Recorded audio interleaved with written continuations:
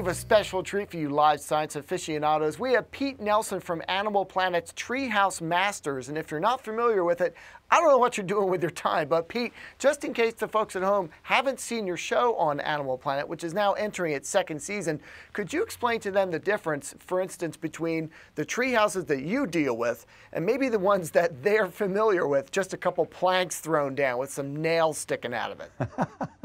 Well, those were the kind of tree houses that I built as a kid, and I had in my mind a completely different structure, which is what I'm building today. I mean, the fact is that there's a lot of really good news surrounding the connection of these structures to living trees, and over the last 25 years now, I have determined that we can do this responsibly and safely. So both the tree is going to stay in good health, and the people building the treehouse stand a good chance of staying in good health as well. So it's pretty exciting stuff. It really is.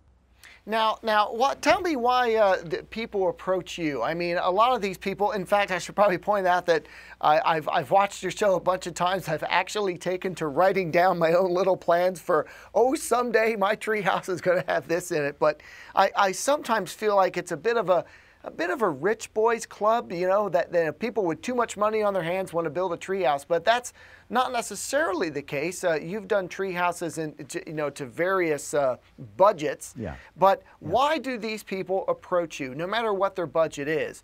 Yeah. Why do people approach you generally to build a treehouse? Because usually most of them have homes already.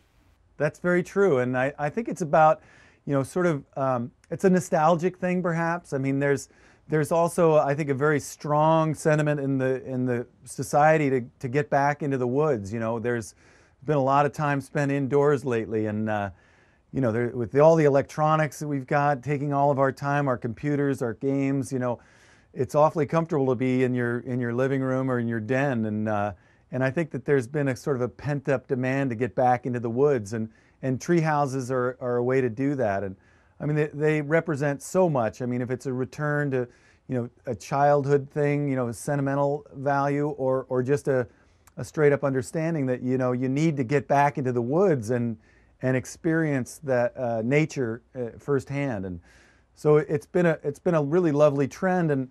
And I think you're right, as far as people that actually pick up the phone and call me. These are often people that have some disposable income, I guess you could say. They may not be carpenters themselves, but they really want to have that treehouse experience. So I'm hugely grateful that they do pick up their phone and we get to go do our craft out in the trees. It's really well, I think it's the best job in the world, frankly. No, it certainly looks like a lot of fun. In fact, one of my favorites is, I believe, was called the Temple Treehouse, where it not only was environmentally friendly and again worked with its surroundings, but I think it had a outside little rock climbing wall access. It had a living wall where there were just plants growing out of it. I mean, some of the stuff you guys do to live with the environment just floors me. Can you tell us some of the other things that you've done that make the treehouse kind of work and become part of its environment even more than being in a tree? Yeah, I mean, this is what's so fun. I think tree houses, just by their nature, are green. We're not removing any trees to create a building site. We want the trees to live and live healthy lives. So that alone tells you that we're trying not to make a big footprint here. But we've had a lot of opportunity, particularly with Treehouse Masters on Animal Planet, that we can do these more exciting things from a sustainable standpoint. We did a green roof on a treehouse down in Huntington Beach, California last year. We just completed a water catchment system for a treehouse up here in Seattle, and all these kinds of things. The live wall you're talking about in the Poconos that we did, the Temple Adventure Treehouse. That was just season 2's first show that aired last Friday, and yeah, it's just an opportunity to show off all of the possibilities. And by nature, tree houses are reusing, repurposing things all the time. I mean, as kids, that's all we had, is what was in the garage that was left over, And I think that spirit is very much alive still. You know, we're salvaging doors, salvaging a lot of wood we use in these tree houses is repurposed from old buildings that are coming down in Seattle, making way for the new, you know, high-tech economy. We've got these gorgeous, gorgeous old fir beams that we're remilling into beautiful siding and interior paneling, flooring, all that kind of thing. So yeah, old windows, old doors, all that stuff is being reused in tree houses, and it feels great to use that stuff.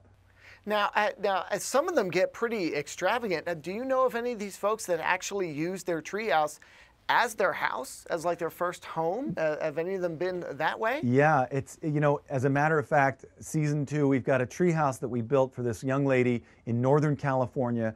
It's in 3 redwood trees, 60 feet up in the air. I mean, 60 feet, and it's a full residence. That's where she lives. It's got a kitchen, a bathroom, living room. It's got a bedroom loft. I mean, it's a real home in the trees, and it's exciting. I mean, it's truly extraordinary. Now, for folks that do something like that, that really jazz up their house, obviously you're talking about they want to get back to the woods and back to nature, and I do too, I love it, but they probably have some demands of, hey, I still need an internet connection or something like that. You know, some folks just Sure. still have that digital lifestyle. Sure. What do you do when someone asks you for that kind of thing? What can you incorporate into such an environmentally friendly space that still has a nod to a digital lifestyle? Well, you know, that's a great question, and the bottom line is that I'm fulfilling people's dreams by building what they would like, and if they would like an internet connection and,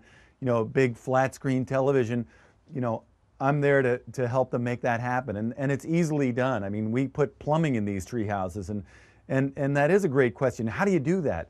Well, the fact is that the trees, they're not moving, you know, wildly, and thereby, you know, we can put those pipes up into the trees.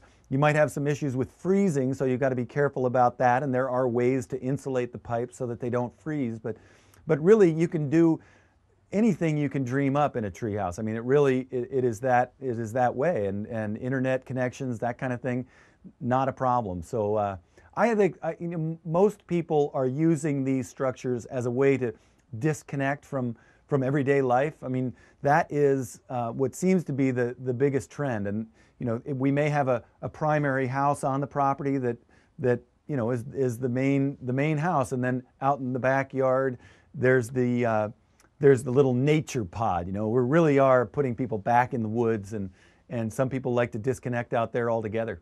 I would probably be out there more than in my own house if I had one of these things. I've certainly seen enough of them on your show. I have at least 2 more questions, but I hope you have the time. But sure.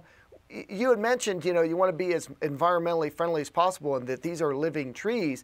So most people, when they think of tree houses, they think of little kids just nailing boards right into the tree. But you guys have taken great pains to learn how to work with the tree and install something in it without hurting it so much. Can you tell us a little bit about that? Yeah, we have developed a bolt. We call it the Treehouse attachment bolt, oddly enough, or the tab.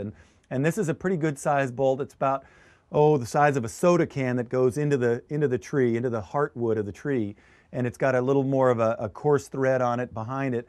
But it's an artificial limb that you can place anywhere you like on the tree at any level, and those take up to 15,000 pounds of weight per connection, and the tree, it accepts them. It's pretty amazing. Our greatest wishes have come true for these things, and we noticed that, you know, we've been using these for about 15 years now, and the Treehouse attachment bolt is readily accepted by trees. It just simply grows and envelops it over time. So they get stronger over time. And what you got to keep in mind, though, is that if you're attaching to more than one tree, these trees are going to move in the wind, and you know, they'll come towards each other and separate, and thereby you need to make your platform flexible. And that's what these bolts allow us to do. I mean, you're gonna make sure that your platform is flexible, and these bolts can take just about any weight limit you put on them, and you know, then the sky's the limit as far as what your dream tree house might look like. Yeah, the sky's literally the limit. It keeps growing. Well, I have so many more questions for you, but not enough time. So if people want to know more about this, they got to get on Animal Planet and watch Treehouse Masters. Are entering their second season with Pete Nelson. Pete, thanks very much for chatting with us today. I hope we get a chance to chat with you again. Thank you, Rich. Yeah, Friday nights at 10 o'clock Eastern and Pacific and 9 Central. So thank you so much. I appreciate it.